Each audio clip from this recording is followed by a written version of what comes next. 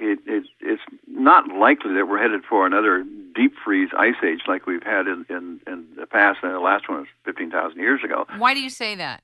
You don't think we could head toward a little ice age? Well, there's definitely the little ice age. That's an advance of local glaciers and a cooling of several degrees. A big ice age, which is what we had when there were continental glaciers all over the world, is much more profound. It occurs on a much longer time basis. Occurs over thousands of years, that sort of thing. And so you can't tell for sure that if you're headed into a cooling period, whether it's going to be some kind of modest cooling that's going to reverse and then go back into the cyclic pattern of warm, cold, warm, cold, warm, cold, or whether it's going to be deep, like the 1800 Dalton minimum or like the 1600 Maunder minimum that we've experienced, again, all without CO2 change. And so when you're headed down, we don't really fully understand what caused these very deep ice ages in the past, like 15,000 years ago. Don't have a very good handle on that. The best evidence now suggests that it's solar. There's no other global influence that could produce that kind of cold. So we need to know a lot more. Need to have a lot more data. But unfortunately, all the money for research is going in exactly the opposite direction, and none of it's going, or very little of it is going into these kinds of considerations. So how do you prepare for cold, and how do you know how cold it's going to get? And the truth is, we won't know till we get there. I've made 3 possible projections of how cold it's going to get.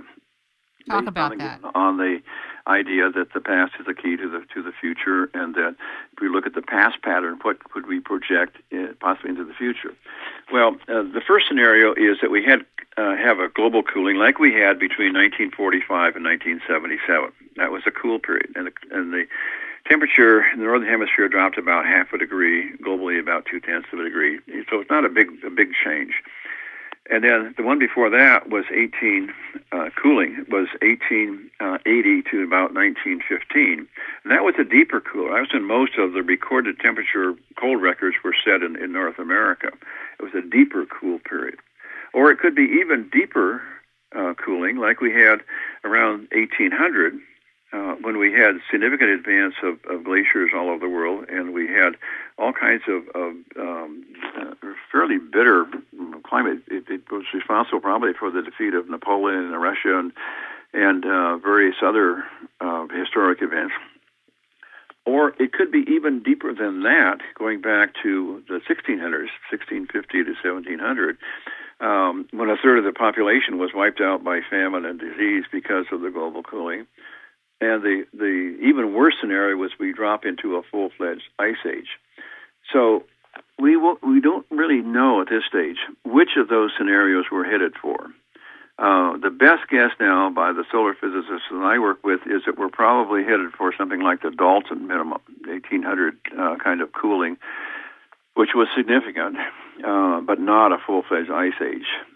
But certainly would have an effect on crop production and the other things that are important to humans. Would it eliminate a lot of the sun's input on the Earth? Give us a visual, if you could, of what a Dalton minimum might look and feel like.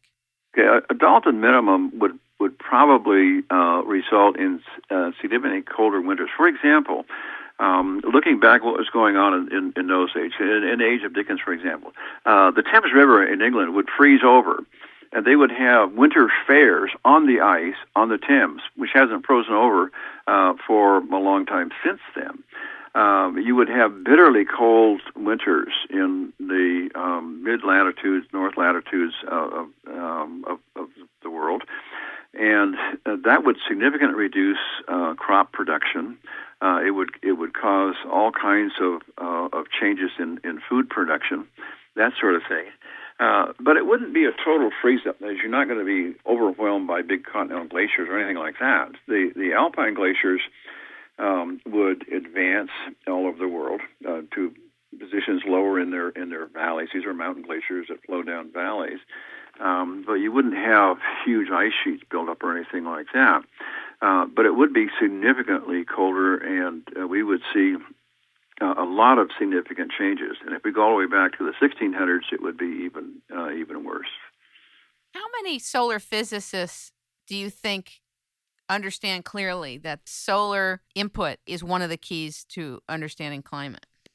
Well, there has long been a debate among solar physicists that of whether or not the sun is capable of causing significant climate change. And for a long time, there was a widely held belief that there was what's called a solar constant, that the output from the sun is always constant and never changes. We know now that that's not true.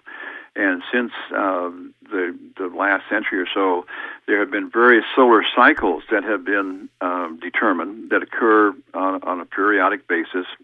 There's about a 100-year cycle, a 200-year cycle, a 1,500-year cycle, and so on, and maybe more that we don't even know about yet.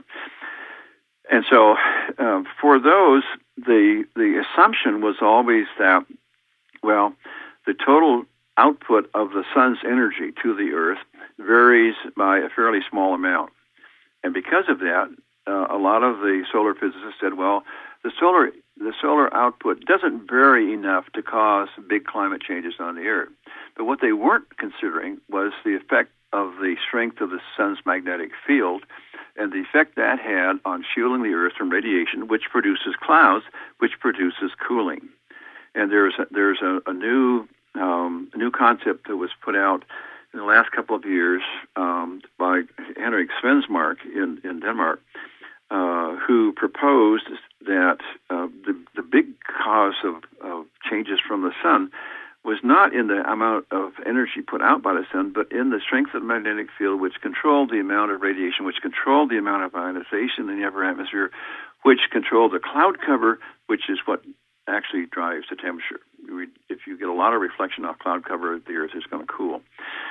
And so there's been a major shift in the thinking away from a solar constant and towards variation of the sun's magnetic field to a whole new idea about the effect of the sun's magnetic field on global climates. How popular is his new idea taking hold? It's very popular among some physicists, and among other physicists, it's the opposite. So it's much like the global warming controversy right now among physicists. That is, some people say, oh, that's not important. Other people say, wow, that's the answer. So it's up in the air right now. But the data that Svensmark has suggested, and he's proven this experimentally. He's done experiments that show that this is in fact what happens. So I think probably that what we're going to see is more and more solar physicists looking at whether or not these changes in the magnetic field of the sun can indeed produce significant climate changes on the Earth. And that's a good thing. We want more and more data. But the concept is now out there, and it's a rather substantial departure from the old way of thinking, A, that the sun was always constant, and B, that it's not constant, but it doesn't vary a whole lot in its output, to now a mechanism which could explain climate changes. Because if you plot climate changes versus solar changes, you get a beautiful matching of curves. When the solar variation changes, so do global climates. And you can plot curves that go up and down, stack right upon one another. That is, the solar output and the climate changes. If you plot CO2 across that, there's no correlation whatsoever, none. Well, you could say that just looking at the last 500 years, there have been 40 climate changes, similar to what we've had recently. And I like to make the analogy: the only one that could possibly be caused by CO2, or any possibility, would be the last one, which is 1978 to 1998. And so if you're a big league baseball player and you have one hit in 40 at-bats, you're probably not going to make the team. And so we've had one possibility of CO2 causing a climate change out of the last 40, which is a really low percentage of correlation between CO2 and climate change. And I'm going to ask you the tough question now. If, God forbid, you were wrong in your understanding of geology and the way in which you do what you do and see what you see and know what you know, would you acknowledge it to the public? Absolutely. Science is about truth. And there's so much politicization of science now that is absolutely disgusting. The so-called CO2 dogmas have virtually destroyed the credibility of science to lay people. especially after the ClimateGate scandal turned up all these fraudulent manipulation of data. So